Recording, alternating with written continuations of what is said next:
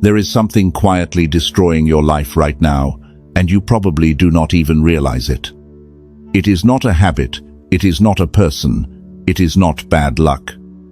It is your addiction to approval. Think about it honestly. How many of your decisions today were made because you genuinely wanted them, and how many were filtered through a single invisible question, what will they think of me? You edited yourself before you even spoke. You held back an idea because it might make someone uncomfortable. You swallowed your ambition because it might seem arrogant. You chose the safe path, not because it was right, but because it was acceptable. And here is the part that should terrify you. You have been doing this for so long that you cannot even tell the difference anymore between what you want and what you think others want you to want. The ancient philosophers saw this trap thousands of years ago. They watched powerful men crumble, not from external enemies, but from an internal disease, the desperate need to be liked. And they left behind a counter-strategy, a way of living that trades the weakness of approval for something far more valuable.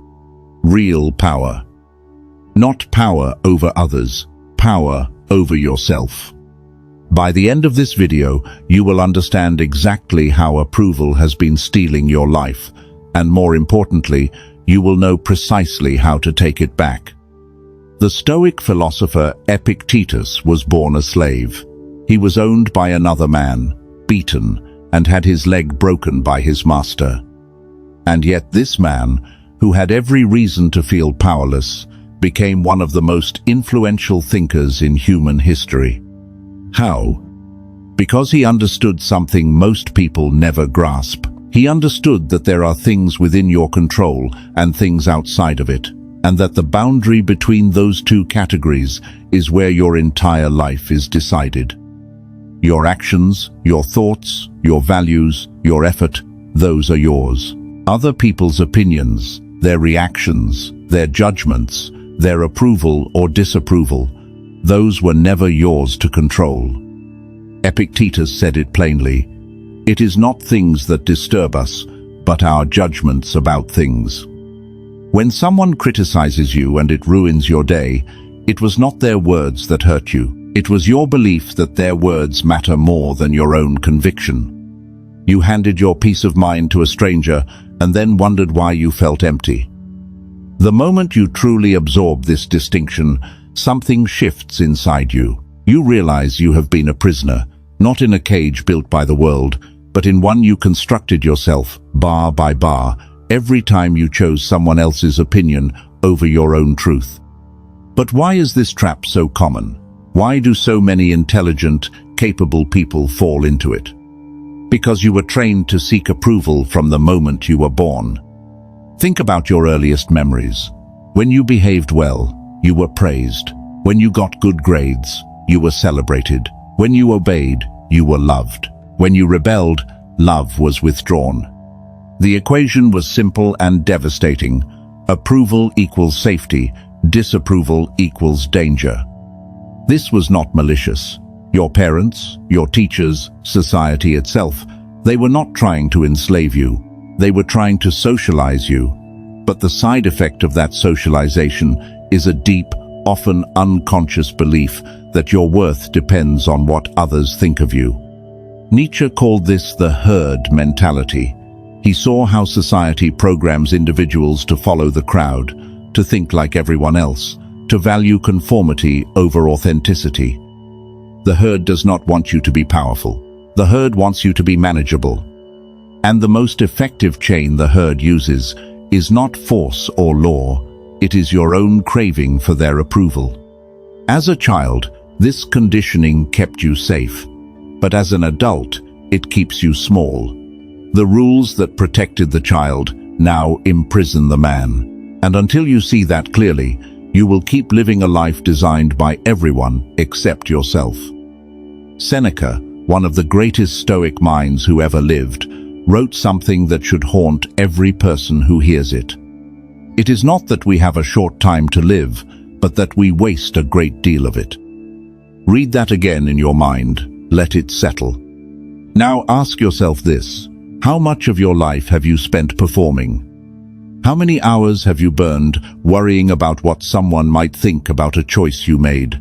How many opportunities have you abandoned because the fear of judgment was stronger than your desire for growth? Every minute you spend editing yourself for someone else's comfort is a minute stolen from your own purpose. Every conversation where you hold back your real thoughts is a conversation where you betray yourself.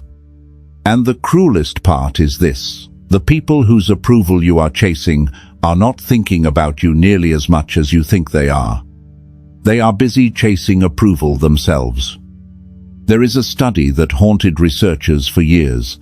When people on their deathbeds were asked about their greatest regrets, the number one answer was not that they took too many risks or offended too many people. It was that they lived the life others expected of them instead of the life they truly wanted. They did not regret being too bold. They regretted being too afraid.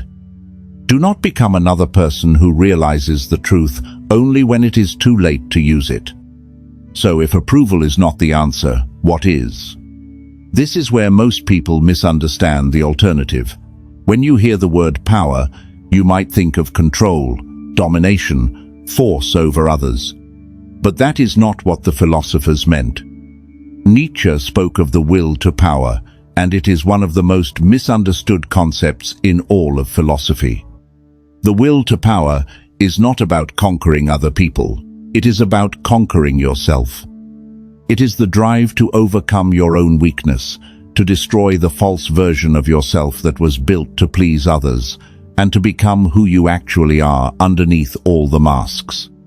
Nietzsche called this self-overcoming. He believed that the highest human achievement is not wealth or fame or applause, but the act of becoming authentic in a world that rewards imitation. There is a critical distinction here that changes everything. External power, the kind most people chase, is built on titles, status, money, and validation. It depends entirely on other people granting it to you, which means it can be taken away at any moment. Internal power is different. Internal power is self-mastery, unshakable conviction, a sense of identity that does not bend when the wind changes direction. No one can take that from you. No opinion, no rejection, no failure, because it was never given to you by someone else in the first place. You built it yourself. Marcus Aurelius understood this better than almost anyone in history. Here was a man who ruled the entire Roman Empire, the most powerful political position in the ancient world. Armies moved at his command, senators bowed before him.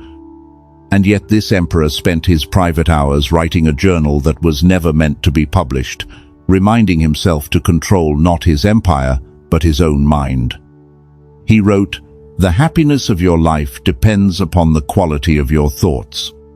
Think about the weight of that statement coming from a man who literally controlled the world.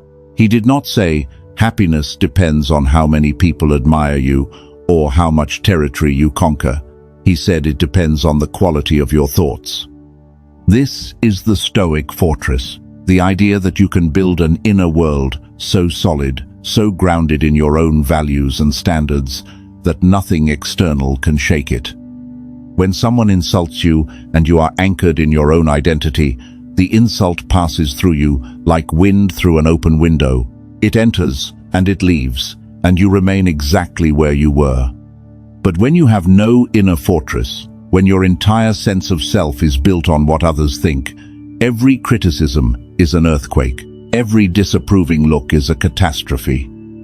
If you are watching this right now and you know this pattern lives inside you, I want you to pause and type in the comments what approval you are finally ready to stop chasing. Name it. Say it out loud to yourself, because the moment you identify the chain is the moment you begin to break it. Now, I want to be very clear about something. This is not about becoming cold. This is not about shutting people out or pretending you do not care about anything. That is not power. That is a different kind of prison. What the philosophers teach is strategic indifference, not emotional death. Machiavelli, a man often misunderstood as ruthless, understood a fundamental truth about human dynamics. He wrote that a leader who tries to please everyone will inevitably please no one and lose everything in the process. The person who says yes to everyone, who bends their position to match every room they walk into, who abandons their principles the moment those principles become inconvenient, that person does not earn respect. They earn contempt. Sun Tzu, the ancient strategist, taught that true strength often looks like restraint. Appear weak when you are strong. Appear strong when you are weak. When you stop performing for approval, something remarkable happens. People lose their leverage over you. The coworker who used to manipulate you with disapproval suddenly finds that their weapon no longer works. The family member who controlled you with guilt discovers that guilt no longer lands. You have not become cruel, you have become untouchable. And there is an enormous difference between those two things. Strategic indifference means you choose carefully what deserves your emotional energy. You do not waste your power reacting to every opinion. You conserve it for what actually matters. The Buddhist tradition takes this even deeper. At the heart of Buddhist philosophy is a simple but revolutionary observation. Attachment is the root of suffering. And one of the deepest, most insidious forms of attachment is attachment to approval. When you are attached to how people perceive you, every interaction becomes a transaction. You give a piece of yourself, hoping to receive validation in return. And when that validation does not come, or worse, when it comes and then disappears, you suffer. The Buddhist practice of non-attachment is not about not caring, it is about not being controlled. You can love deeply without being attached to whether that love is returned in the exact way you expect. You can work hard without being attached to whether the world applauds you for it. You can speak your truth without being attached to whether every person in the room agrees. This is freedom that most people never taste.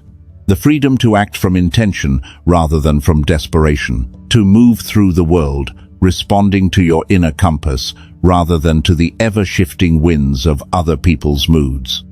When you find peace in the action itself, rather than in the response your action generates, you become a fundamentally different kind of person. You become someone who cannot be manipulated, because the strings that puppeteers pull, the strings of approval and disapproval, are no longer connected to anything inside you.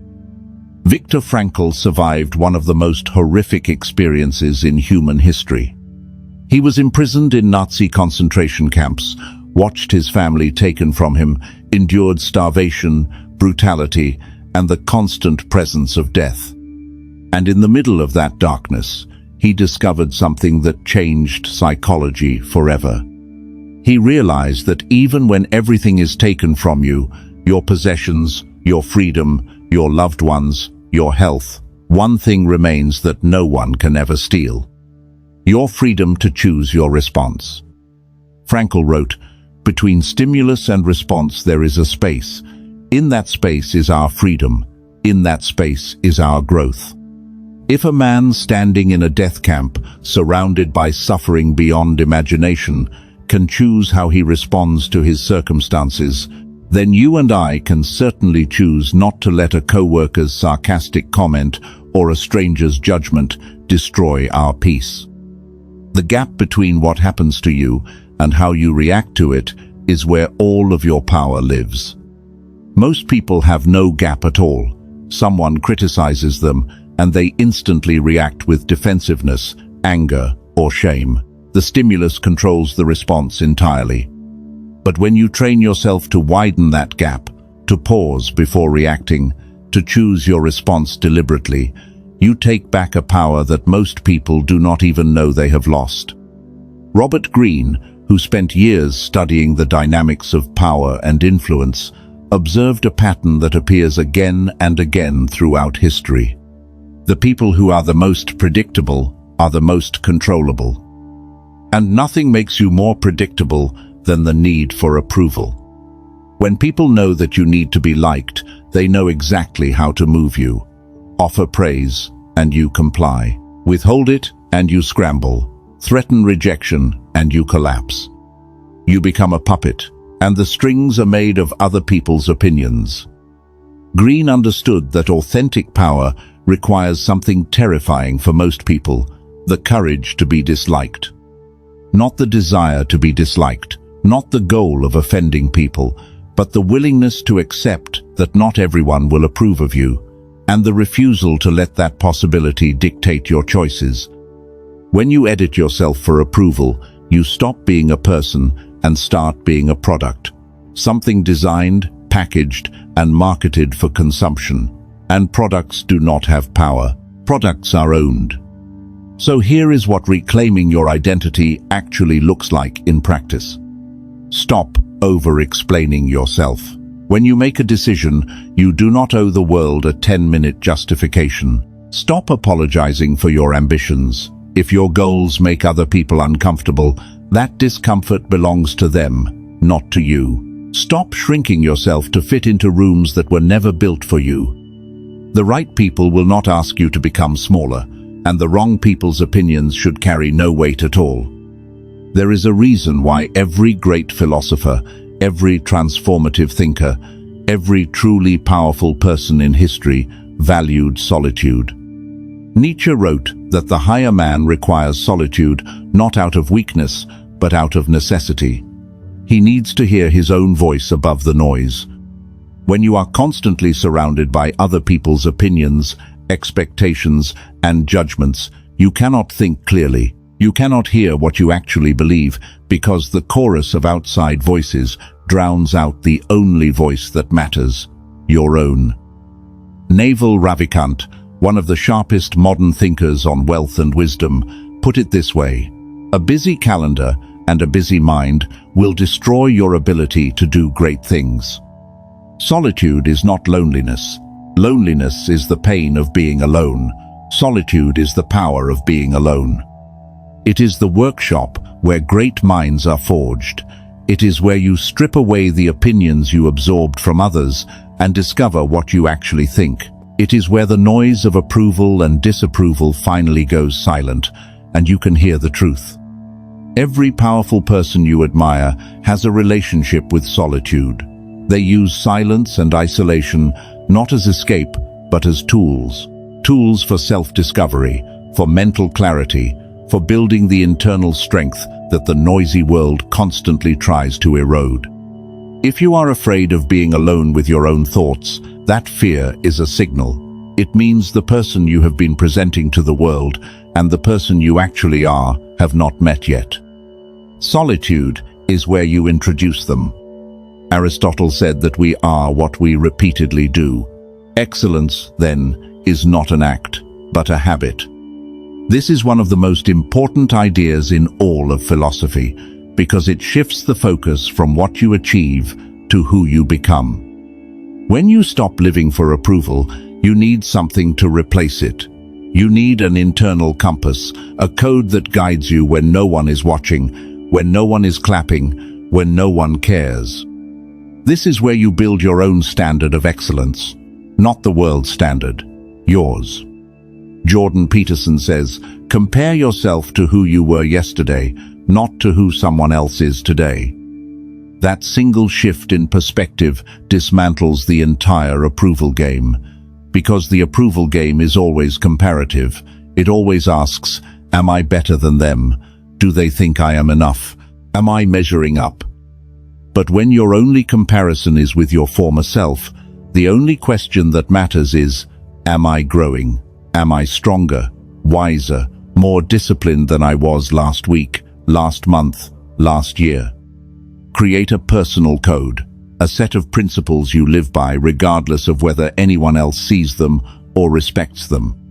Maybe your code is honesty, even when it costs you. Maybe it is discipline when no one is watching. Maybe it is courage in the face of disapproval. Whatever it is, write it down, live by it. Let it be the foundation on which you build your power. If you already have a principle or a personal code you live by, type it in the comments right now. Share it, not for approval, but as a declaration. And here is the great paradox that ties everything together. When you stop seeking approval, you start attracting respect. Jim Rohn, one of the most influential personal development philosophers of the modern era, said something that captures this perfectly. Work harder on yourself than you do on your job. When you pour your energy into building real internal value, into developing your mind, your discipline, your character, your skills, something strange happens. The external recognition you stopped chasing begins to arrive on its own. Not because you performed for it, but because genuine substance is magnetic. Think about the people in your life who command the most respect. They are almost never the ones trying hardest to be liked. They are the ones who seem completely at ease with themselves, who do not adjust their personality for every room, who say what they mean and stand behind it. That quiet confidence, that unshakable sense of self, that is what draws people in, not the performance, not the people-pleasing, not the desperate attempt to be everything to everyone. Throughout history, the figures who gained the most influence were often those who refused to seek it. Socrates did not campaign for followers. He simply asked questions that exposed the truth, and people could not stay away. Marcus Aurelius did not seek admiration. He simply tried to be a good man, and his private journal became one of the most read books in human history.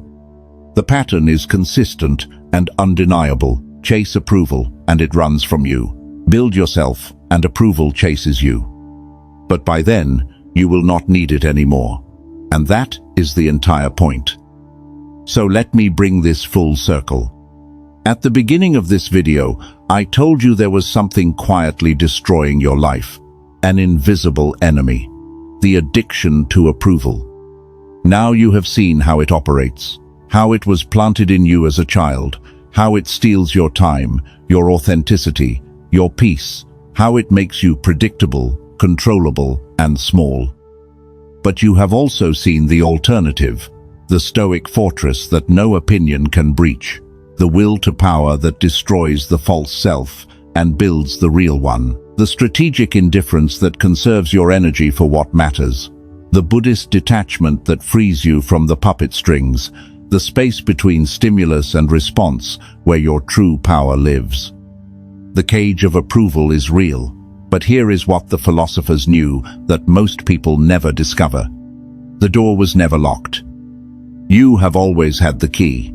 You just kept choosing to stay inside because the cage felt familiar and the world outside felt uncertain. So, here is my challenge to you. Starting today, not tomorrow, not next week, today, make one decision that serves your power instead of someone else's comfort. Say the thing you have been holding back. Pursue the goal you have been hiding. Set the boundary you have been afraid to set. It does not have to be dramatic. It just has to be real. You were not born to be liked by everyone. You were born to become something that only you can become. Stop performing. Stop apologizing. Stop shrinking. Start building. Start leading. Start living for power. Your power, the only kind that cannot be taken from you. The philosophers knew it. The warriors lived it. The emperors wrote about it in private. Now it is your turn.